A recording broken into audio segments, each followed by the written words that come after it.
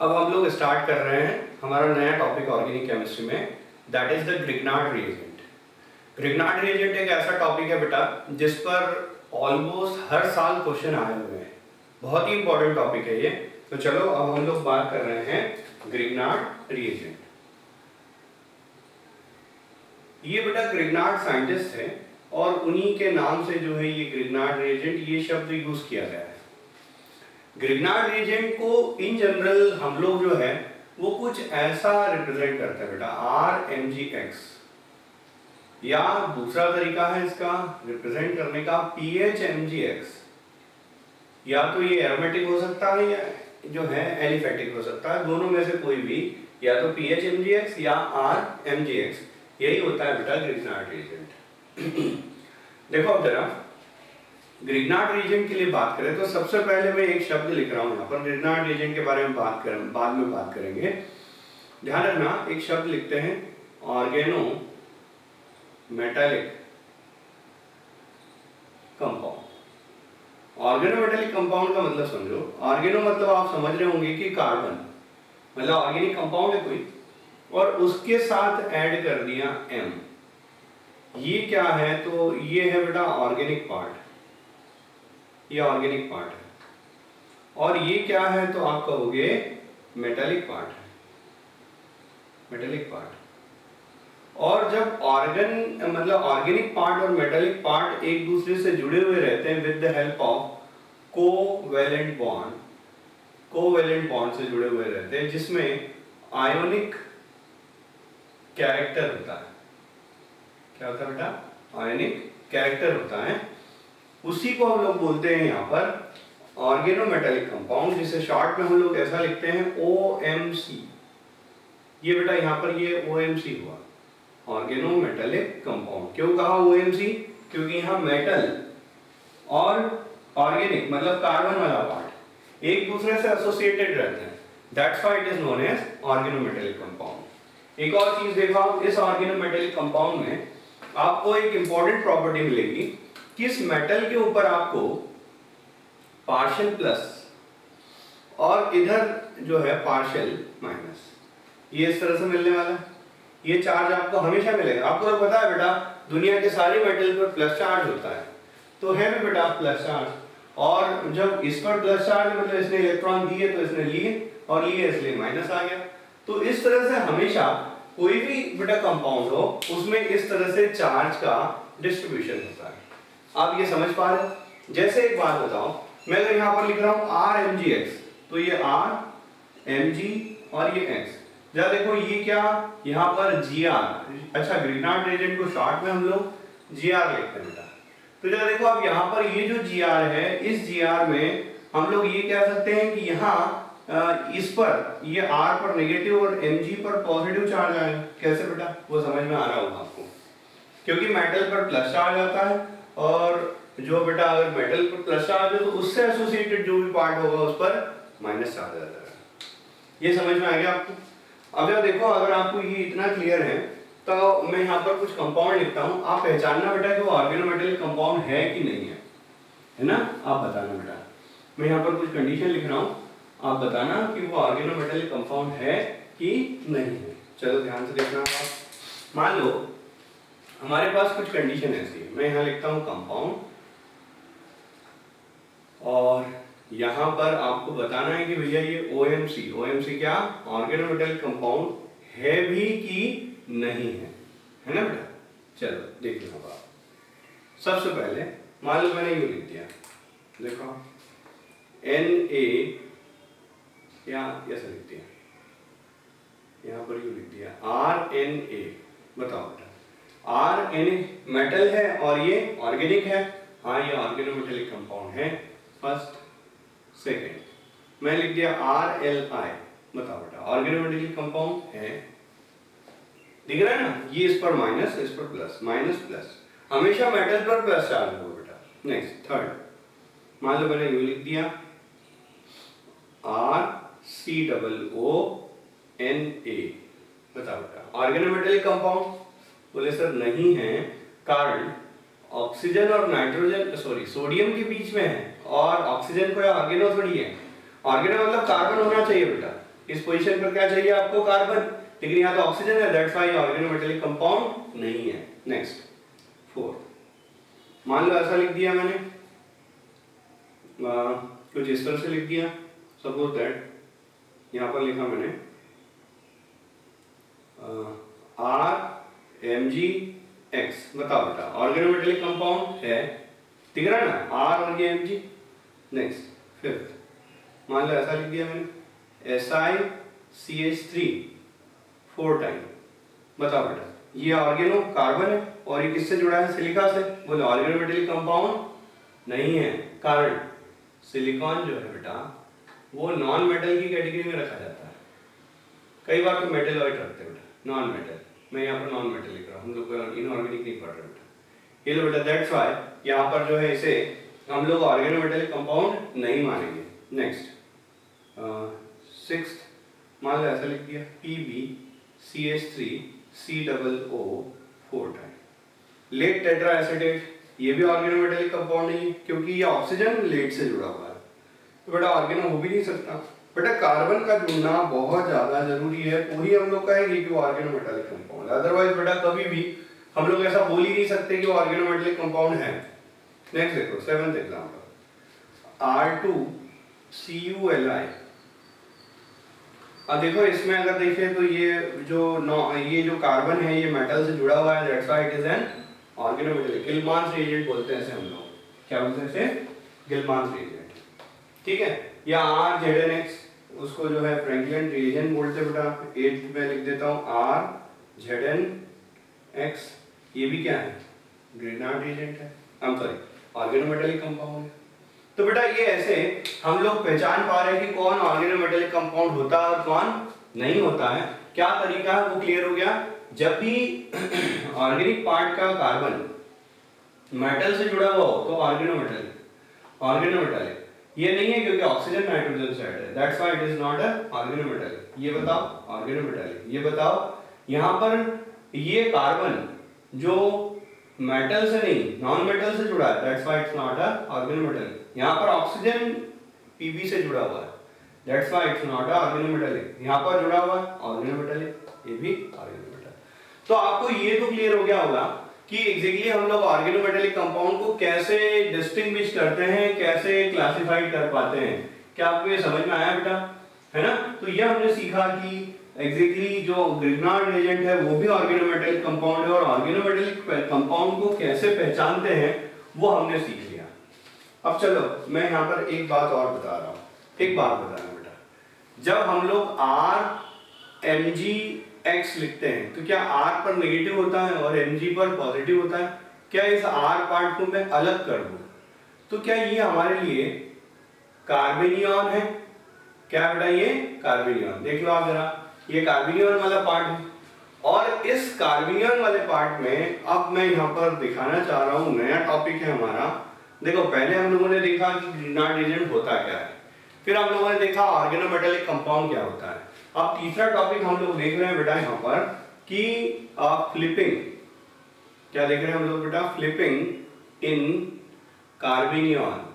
कार्बेनियन में फ्लिपिंग कैसे होता है मैं उसी की बात करने जा रहा हूँ बेटा। क्या बोल रहे हैं बेटा? हम लोग यहाँ पर ये देख रहे हैं कि कार्बेनियन में फ्लिपिंग का प्रोसेस कैसे होता है। फ्लिपिंग में जरा ध्यान से देखना अब आप देखो जरा अब आप, मान लो हमारे पास ये कार्बन है और इसके ऊपर यहाँ पर, या मैं यूं लिखता हूँ बेटा, पहले कोई OMC है बेटा, ऑर्गेनोमेटेलिक कंपाउंड है, और ये ऑर्गेनोमेटेलिक कंपाउंड मान लो ऐसा है, ध्यान से देखना अब ये मान लो यहाँ पर है ये Na, यहाँ पर है PH, यहाँ पर है H और यहाँ पर है R, ये ऐसा है बेटा। अब आप जरा देखो यहाँ पर मान लो ये सोडियम जो है वो लीव कर गया, Na+ निकल गया, तो Na+ जैसे निकला तो हमें क्या कार्बेनियन मिलेगा? डेफिनेटली यहाँ पर कार्बेनियन मिलेगा। जरा देखो कैसे, यहाँ पर ये जो है बेटा ये PH, यहाँ पर है ये R, यहाँ पर है ये H और यहाँ क्या ये Na निकल गया तो इस वजह से यहाँ पर आ गया plus charge, I am sorry minus charge आ गया, क्योंकि बेटा प्लस तो निकल गया है तो यहाँ पर पीछे क्या छोड़ गया? वो माइनस चार्ज। क्या यही जो माइनस चार्ज है इसी को तो हम लोग कार्बेनियन बोलते हैं। क्या बोलते हैं बोलो बेटा? कार्बेनियन। ये लो भैया ये कार्बेनियन बन गया। अब इस कार्बेनियन में क्या होता है, मैं थोड़ा सा इसको फ्लिपिंग वे से एक्सप्लेन कर दूं ताकि आपको बहुत बेस्ट तरीके से समझ में आए। ये कार्बन बेटा यहाँ पर, ये कार्बन मैंने बना दिया है इस जगह पर, यहाँ पर है H, यहाँ पर है R और यहाँ पर है PH, और ये बेटा यहाँ ये लोन पेयर है और ये इस तरह से, और ये नेगेटिव। मैंने आपको कई बार बोला है नेगेटिव का मतलब यहाँ पर एक लोन पेयर जरूर होता है। नेगेटिव का मतलब ही क्या होता है बेटा, जहां पर एक क्या हो, लोन पेयर हो, तो उसी कंडीशन को हम लोग जो है यहाँ पर ऐसा एक्सप्लेन करते हैं। अब जरा ध्यान से देखना, यहाँ पर जब आपने ये लोन पेयर वाली कंडीशन रखी है, इसमें क्या होता है, बार बार फ्लिपिंग की प्रोसेस चलती है। क्या चलती है बेटा बताओ, फ्लिपिंग। और जब फ्लिपिंग करते हैं तो ये हर बार बार ये जो लोन पेयर है ना, अपनी पोजीशन को बार बार चेंज करता रहता है। मतलब जैसे अभी आपको ये दिख रहा है, अब ये ऐसा हो जाएगा, देख लो आप जरा, ये H, यहाँ पर ये हो जाएगा R, यहाँ पर ये हो जाएगा PH, और यहाँ पर हो गया ये इस तरह से, और ये नेगेटिव। तो अब जरा देखो यहाँ पर क्या है, ये है तो कायरल, देख लो आप जरा, ये कायरल है। कैसे कायरल है, ध्यान से देखना, कायरल कैसे हुआ। तो बोले सर यहाँ चारों ग्रुप अलग अलग है ना, एक हाइड्रोजन है, एक R है, एक PH है और एक लोन पेयर है। तो ये सभी की वजह से हम लोग कह सकते हैं कि यहाँ पर एक कायरल है, लेकिन इसमें फ्लिपिंग हो रहा है, और फ्लिपिंग होने की वजह से मैं यहाँ पर लिखता हूँ बेटा ड्यू टू फ्लिपिंग, मैं यहाँ पर लिखता हूँ बेटा कि ये इसके लिए कि due to flipping in carbanion, due to flipping in carbanion में फ्लिपिंग के कारण, due to flipping in carbanion में फ्लिपिंग के कारण it's an optically inactive compound। ये inactive compound होता है बेटा। क्यों बेटा ये inactive compound क्यों है, क्योंकि यहाँ पर क्या होता है, कार्बेनियन में फ्लिपिंग होती है, और इस फ्लिपिंग की वजह से देखो बेटा, ये कभी R तो कभी S, R तो S, R तो S, ऐसे बार बार चेंज हो रहा है। और जब RS बनता रहेगा तो इक्वल मिक्सचर मिलेगा R का और S का, और अगर R और S का इक्वल मिक्सचर होता है तो उसे तो हम लोग बोलते हैं यहाँ पर रेसिमिक मिक्सचर, और रेसिमिक मिक्सचर हमेशा ऑप्टिकली इनएक्टिव होता है। दैट्स व्हाई यहाँ पर ये भैया इनएक्टिव हो गया। तो बोले सर हमें कैसे पता कि ये फ्लिपिंग कर रहा है, जरा ध्यान से देखना होगा। ये इतना क्लियर हो गया। अब जरा देखो ध्यान से, आप मान लो यहाँ पर मैं क्या कर रहा हूँ, एक SN2 रिएक्शन कर रहा हूँ। ध्यान से देखना बेटा, बहुत ध्यान से समझना। मैं अगर मान लो यहाँ पर SN2 रिएक्शन कर रहा हूँ, देखो ये यहाँ पर है, मान लो ये है CH3I, और यहाँ पर मैंने लिख दिया, मान लो ये ऐसा है, ये Na, ये PH, ये CH3 और ये H, ऐसा है बेटा, है ना। तो ये इस जगह से क्या ये Na लीव कर जाएगा, चलो बेटा Na को पहले लीव कर दे, और जब Na लीव करेगा तो देखो ये कार्बन, ये PH, ये Me और ये H, और यहाँ बता दो बेटा ये बेटा नेगेटिव चार्ज, ये दो। अब जब देखो आप, क्या ये बोले सर ये तो स्ट्रॉन्ग न्यूक्लियोफाइल है, स्ट्रॉन्ग न्यूक्लियोफाइल है, ये लो बेटा स्ट्रॉन्ग न्यूक्लियोफाइल है। और जरा देखो यहाँ पर ये क्या बहुत छोटा ग्रुप है, स्मॉल ग्रुप है, ये लो बेटा ये स्मॉल ग्रुप है, ये लो भैया ये स्मॉल ग्रुप है। और छोटे ग्रुप और स्मॉल न्यूक्लियोफाइल बोले सर क्लिक हो रहा है हमें कि ये जो रिएक्शन आप बना रहे हो this is the SN2 reaction.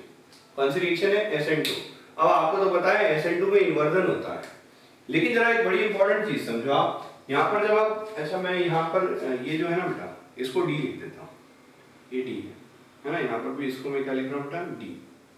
तो देखो जरा यहाँ पर ये इस पर अटैक कर रहा है, अटैक जैसे ही करेगा तो क्या हमें ऐसा मिलेगा D, PH, H और Me। अरे ये CH3 यार, इसको CH3 लिख देता हूँ, ये भैया ये CH3। बट यार एक्सेप्शनली बोले सर SN2 रिएक्शन में हमेशा एक ही प्रोडक्ट मिलता है, पढ़ाया मैंने आपको, SN2 रिएक्शन में हमेशा एक ही प्रोडक्ट मिलता है। लेकिन जरा देखो आप इसमें क्या होने वाला है, बोले सर इसमें तो दो प्रोडक्ट मिल जाएंगे। कैसे, जरा देखो आप, ये PH और ये H, देख लो ये भी मिला और ये भी मिला। कहने का मतलब देखो आप जरा, यहाँ पर अगर मैं नंबरिंग करूँ तो 1 2 3 क्लॉकवाइज, ये है R और बता ये S, ये S। तो अब जरा देखो एक R मिला और एक S मिला, कभी ऐसा मिलता ही नहीं है, SN2 रिएक्शन में कभी नहीं मिलता। लेकिन यहाँ क्यों मिल रहा है, तो कारण ये है कि इसमें फ्लिपिंग है। और जब आप ये इसमें फ्लिपिंग कर रहे हो तो एक आर और एक एस है, जैसे मैंने अभी बताया ना, ये बार बार आर एस में कन्वर्ट होता रहता है। तो कभी मान लो ये आर था तो अटैक कर गया तो आर बन गया, ये कभी एस था और अटैक कर गया तो एस बन गया। दैट्स व्हाई यहां पर मिल गया रेसमिक मिक्सचर। बड़ी आश्चर्य वाली बात है, क्या मिला? रेसमिक मिक्सचर, जबकि आपको पता है, बोले सर ये racemisation this is the property of SN1 reaction, लेकिन यहां मिल रहा है। क्यों मिल रहा है? क्योंकि कार्बोनियन में फ्लिपिंग होता है। लेकिन अब एक बड़ी इंपॉर्टेंट चीज ध्यान से समझना, यहीं पर अगर मैं अब एक और बना रहा हूं मैकेनिज्म, ये बेटा आपको इतना तो क्लियर हो गया। अब मैं क्या बताने जा रहा हूं, ध्यान से समझना। मैं यहीं पर अगर पता है ऐसा लिख दूं R, ये पूरा R पार्ट है, यहां पर लिख दूं mgx, क्या लिख दिया बेटा? mgx। तो अब ध्यान रखना यहां पर फ्लिपिंग नहीं होती है। कहने का मतलब ग्रिग्नार्ड रीजेंट के कार्बोनियन में फ्लिपिंग नहीं होती है। लेकिन हाँ, अभी यहाँ Na लिखा हुआ था RNA, तब तो फ्लिपिंग हो रही थी, लेकिन ग्रिग्नार्ड रीजेंट के उसमें फ्लिपिंग नहीं होती। फ्लिपिंग नहीं होगी तो बताओ बेटा क्या एक ही प्रोडक्ट मिलेगा कोई? ये लो बेटा, एक सिंगल प्रोडक्ट। पहले आपको पूरा लिखना, फिर ये वापस लिखना, समझ गए? पहले पॉज करके जो पहले लिखा था वो। कहने का मतलब समझो, अगर आपको ये बताना है कि RNA और मान लो ये कायरल है, कैसा है ये? कायरल, रिएक्ट्स विद CH3I, तो बताओ ये SN2 रिएक्शन है, प्रोडक्ट कितने मिलेंगे? 2। लेकिन अगर वहीं पर मैंने लिख दिया ये ग्रिग्नार्ड रिएक्शन और CH3I और फिर से SN2 रिएक्शन, प्रोडक्ट 1। अब कारण, क्या कारण है कि 2 प्रोडक्ट मिले? बोले सर इसलिए 2 प्रोडक्ट मिले क्योंकि कार्बोनियन जो होता है उस कार्बोनियन में फ्लिपिंग की प्रॉपर्टी होती है, और जब जब फ्लिपिंग होता है तो फ्लिपिंग की वजह से जो कॉन्फ़िगरेशन है, ड्यू टू द फ्लिपिंग के कारण कॉन्फ़िगरेशन जो है वो चेंज हो जाता है। जैसे यहाँ पर अगर फ्लिपिंग होगा तो फ्लिपिंग की वजह से R और S दोनों मिले थे, लेकिन जब ग्रिग्नार्ड रीजेंट का जो है कार्बोनियन लिया तब उस केस में फ्लिपिंग नहीं होती है, और फ्लिपिंग ना होने की वजह से एक ही प्रोडक्ट मिला। तो हमें ये तो क्लियर हो गया कि एग्जैक्टली फ्लिपिंग की जो प्रॉपर्टी है वो ग्रिग्नार्ड रीजन के कार्बोनियन में नहीं है, लेकिन हाँ दूसरे कार्बोनियंस में जरूर मिलेगी फ्लिपिंग। और हम लोग यूं कह सकते हैं क्या, अगर ऐसा है तो, कि दुनिया के सारे कार्बोनियन जो है ऑप्टिकली इनएक्टिव होते हैं, लेकिन ग्रिग्नार्ड रीजन वाला जो कार्बोनियन है वो ऑप्टिकली एक्टिव होगा। क्यों? क्योंकि उसमें फ्लिपिंग नहीं है। बेटा फ्लिपिंग की प्रॉपर्टी का मतलब होता है बार बार वो अपना फॉर्म चेंज करता रहे, बार बार वो घुमाता रहे, that is known as the flipping. उसी को हम लोग तो बेटा फ्लिपिंग बोल देते हैं। क्या आपको ये क्लियर है? ठीक है बेटा। अब चलो और थोड़ा सा आगे बढ़ते हैं हम लोग। अब हम लोग बात करते हैं कि मेथड्स ऑफ प्रिपरेशन कि कैसे बनाएंगे आप। चलो तो हम लोग देखते हैं बेटा यहाँ पर मेथड्स ऑफ प्रिपरेशन कि आप बनाते कैसे हो। आप खुद लिख लेना बेटा हेडिंग में, क्या लिखोगे बताओ बेटा? Methods of preparation. चलो देखते हैं बेटा यहाँ पर मेथड्स ऑफ प्रिपरेशन क्या क्या है वो देखो ध्यान से आप।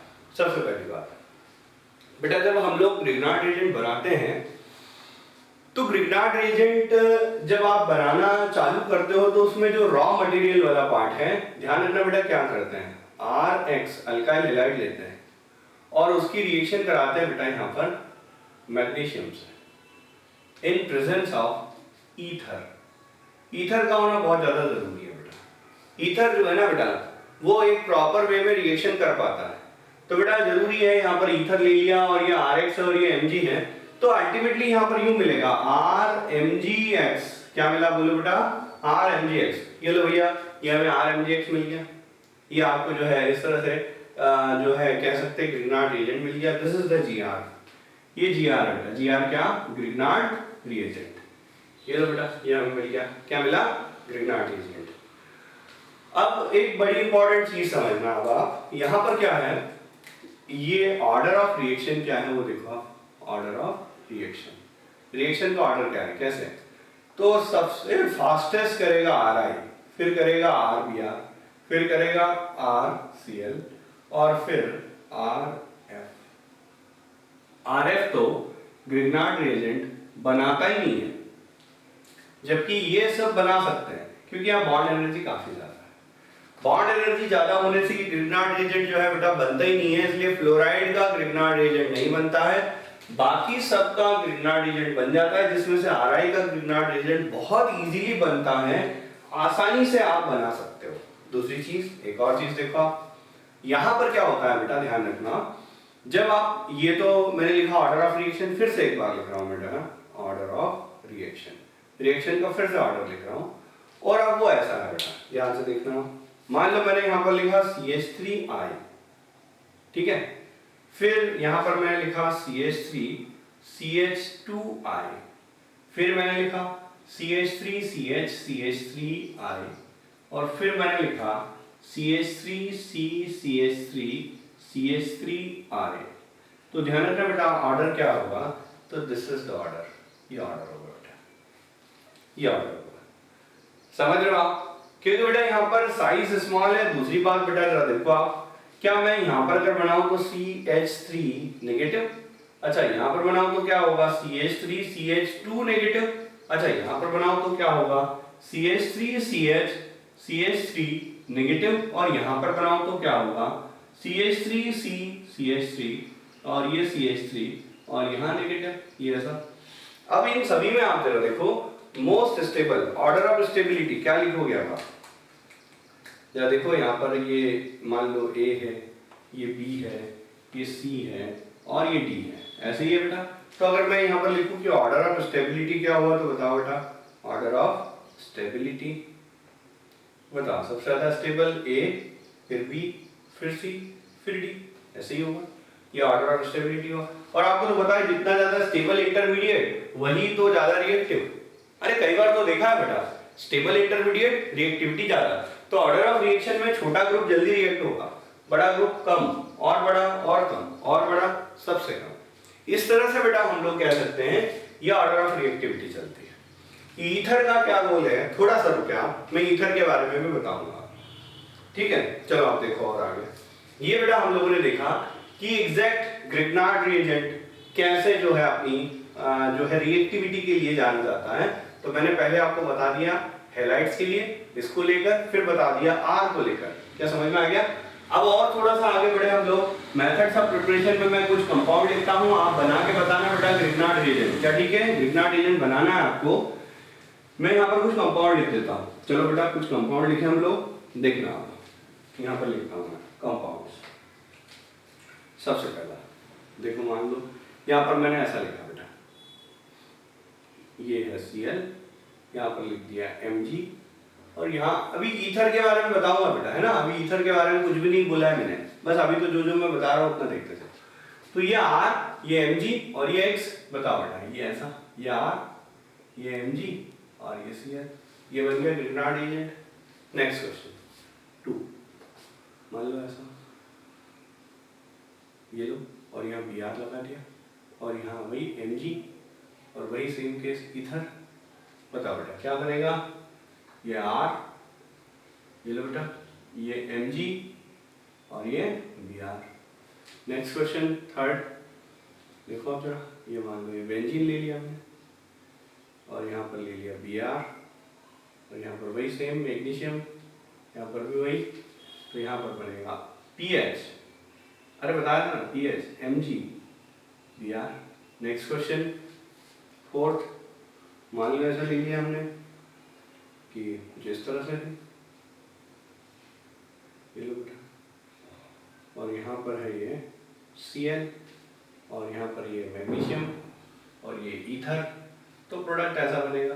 अरे RMgX ही तो बना रहे हैं हर बार हम लोग, ये R, ये Mg और क्या लिया Cl, ये लो बेटा Cl, समझ लो। नेक्स्ट क्वेश्चन फिफ्थ, अच्छा एक एक्सेप्शन भी है, चलो मैं लास्ट में लिख दूंगा एक्सेप्शन, अभी बस देखते चलो।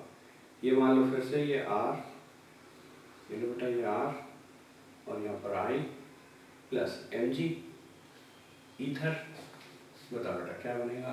R Mg I, ये लो बेटा ऐसा बन गया। समझ में आ रहा है आपको? क्लियर हो पा रहा है? और देखो आप जरा, मान लो मैंने ऐसा लिख दूं, इस तरह से लिख दे मान लो। ये बेटा सब मेथड्स ऑफ प्रिपरेशन देख रहे हैं कि ग्रिग्नार्ड रिएजेंट बनाते कैसे हम लोग, है ना?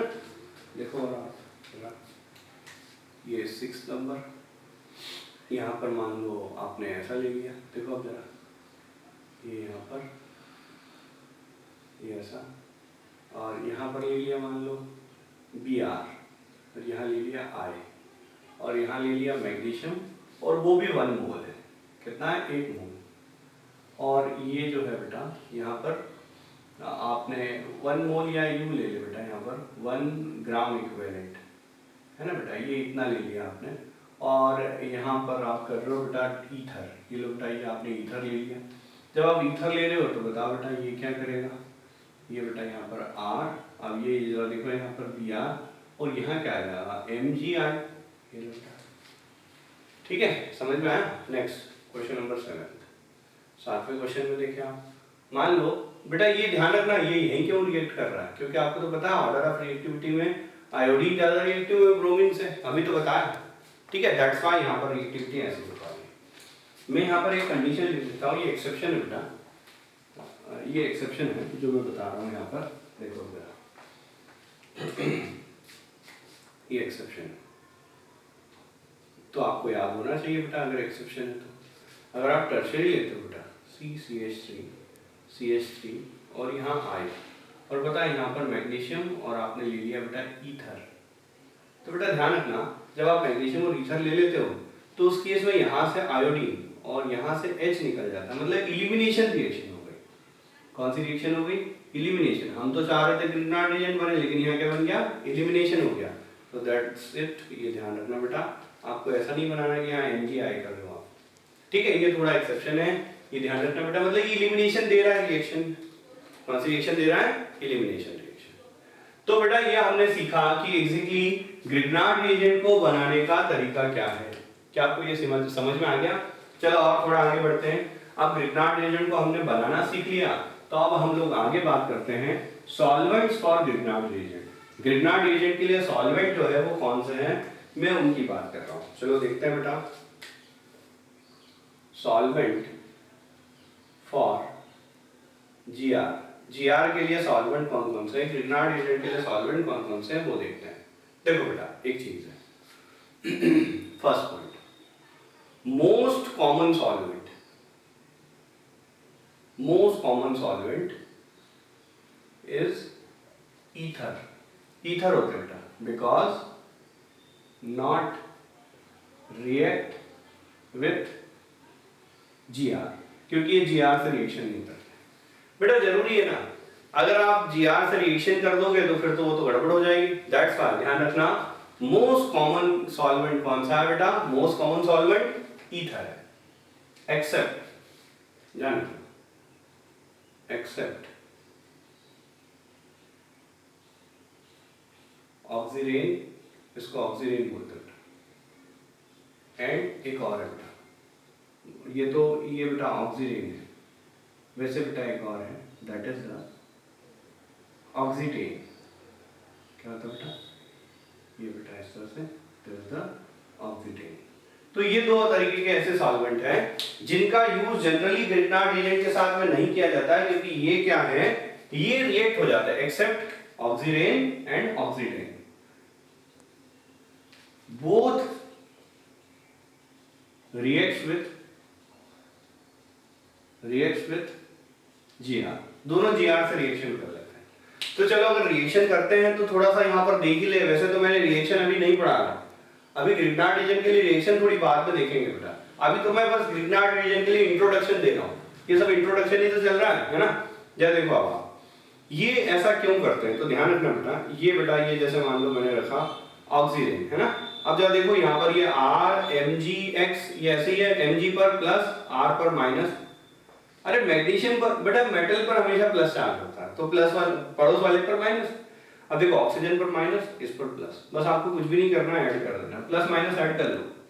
अभी बस मैं सीधा तरीका बता रहा हूँ कि जिसमें आप डायरेक्टली कर पाओ। जरा देखो यहाँ पर प्लस है तो यहाँ पर माइनस, यहाँ पर माइनस है तो यहाँ पर प्लस, ये MgX ये बन जाता है, इसलिए इसका यूज नहीं करते। एक बोले सर इसका क्यों नहीं करते, सेम रीजन, क्योंकि ये भी क्या करता है, ग्रिग्नार्ड रिएजेंट से रिएक्शन कर लेता है। कैसे, जरा देखो RMgX, देख लो आप जरा, यहाँ पर बताओ ये माइनस, ये प्लस, ये बताओ ये माइनस और ये प्लस, अब फिर से रिएक्शन कर दो बेटा, या देखो आप रिएक्शन करोगे तो क्या मिलने वाला है, ये O और बताओ MgX, और बताओ यहाँ पर ये ऐसा, और यहाँ पर R, ये लो बेटा, तो ये रिएक्ट हो जाते हैं, दैट्स व्हाई इनका यूज नहीं किया जाता। ये एक्सेप्शन है बेटा दोनों, क्योंकि इनका अगर यूज करेंगे तो ये क्या, दोनों बोथ आर द ईथर, अरे ये भी ईथर है और ये भी ईथर है, बट बेटा इनका यूज नहीं कर रहे हैं। कारण ये है क्योंकि ये क्या करते हैं, ग्रिग्नार्ड एजेंट से रिएक्शन कर लेते हैं।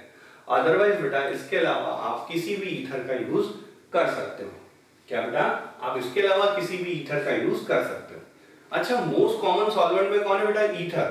उसमें भी ध्यान रखना, मोस्ट कॉमन जो चलते हैं वो दो ईथर है, two ethers are very common. दो ईथर बहुत ही कॉमन है, वो भी मैं लिख दूं बेटा।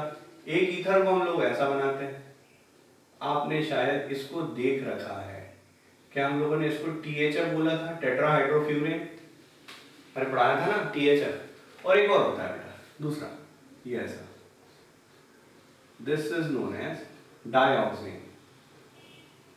ये मोस्ट कॉमन है। तो यार देखो मैंने क्या बोला, most common solvent for the Grignard agent वो ईथर है, लेकिन उनमें भी सबसे ज्यादा चलने वाला तो वो दो है, एक THF और एक डाइऑक्सिन। कौन कौन से, THF और डाइऑक्सिन। नहीं चलते वो कौन है, तो ऑक्सीडेन और ऑक्सीडेन। क्यों नहीं चलते, क्योंकि वो रिएक्शन कर लेते हैं। कैसे रिएक्शन, वो मैंने बता दिया, प्लस माइनस चिपका दिया, दैट्स इट। तो ये बेटा इस वजह से हम लोग यहाँ पर ईथर का यूज करते हैं, क्योंकि ईथर ग्रिग्नार्ड एजेंट से रिएक्शन नहीं करते हैं, not react with GR, that's why use करते हैं। बट दो ईथर है जिनका यूज कभी नहीं किया जाता, क्योंकि वो क्या करते हैं, ग्रिग्नार्ड एजेंट से रिएक्शन कर लेते हैं। और मोस्ट कॉमन जो दो ईथर सबसे ज्यादा यूज आते हैं वो THF है और ऑक्सीडेन जो है बेटा डाइऑक्सिन है। क्या है, डाइऑक्सिन। चलो और आगे बढ़ते हैं। यार बोले सर ये क्या ईथर क्यों यूज क्यों कर रहे हैं, क्या कारण से हम लोग ईथर का यूज कर रहे हैं। जब देखो समझते हैं बेटा कि यार ईथर का यूज क्यों कर लेते हैं हम लोग, क्या ऐसा क्या रीजन बन जाता है कि जिसकी वजह से हम लोग ईथर का यूज कर लेते हैं। तो देखो जरा ध्यान से, आप क्यों कर रहे हो, आप देखो मान लो हमारे पास ऐसा कुछ है, ये है बेटा हमारे पास RMgX। जब देखो यार मैग्नीशियम जो है ना बेटा, इसके पास क्या है, खाली ऑर्बिटल है, क्योंकि इसका तो ऑक्टेट अभी इनकम्प्लीट पड़ा हुआ। देख लो आपने थोड़ा बहुत तो पढ़ा होगा कि मैग्नीशियम के पास लास्ट शेल में 2 इलेक्ट्रॉन होते हैं। अब वो शेयरिंग कर रहा है तो कितने हुए, 4, लेकिन बेटा 8 होने चाहिए। पढ़ा ही बेटा आपने, 8 होना चाहिए। तो उस केस में क्या है, यहाँ पर जो ईथर होते हैं बेटा, ईथर को हम लोग ऐसा लिखते हैं OR, और देखो OR, ये क्या है, लोन पेयर, ये क्या है, लोन पेयर। क्या लोन पेयर मैग्नीशियम को डोनेट कर दिया जाए, और उसी की वजह से ये ग्रिग्नार्ड एजेंट जो है बहुत ज्यादा स्टेबल हो जाता है, और रिएक्ट तो होता नहीं है, और रिएक्ट हो नहीं रहा और ऊपर से इलेक्ट्रॉन दे रहा है, रिएक्ट हो नहीं रहा ऊपर से इलेक्ट्रॉन दे रहा है, तो क्या स्टेबिलिटी बहुत ज्यादा हो जाएगी। तो ध्यान रखना ये जो ग्रिग्नार्ड एजेंट है वेरी स्टेबल, ये बहुत ज्यादा स्टेबल है बेटा। और ये स्टेबल इसलिए है क्योंकि दोनों तरफ से ईथर इलेक्ट्रॉन डोनेट कर रहा है, that's why it is very stable. चलो तो ये भी समझ लिया हमने कि स्टेबिलिटी गेन करने के लिए जो है ये ईथर का यूज किया जाता है। तो आपको अगर मैं पूछूं कि what is the correct about, मैं यहां पर पूछता हूं करेक्ट अबाउट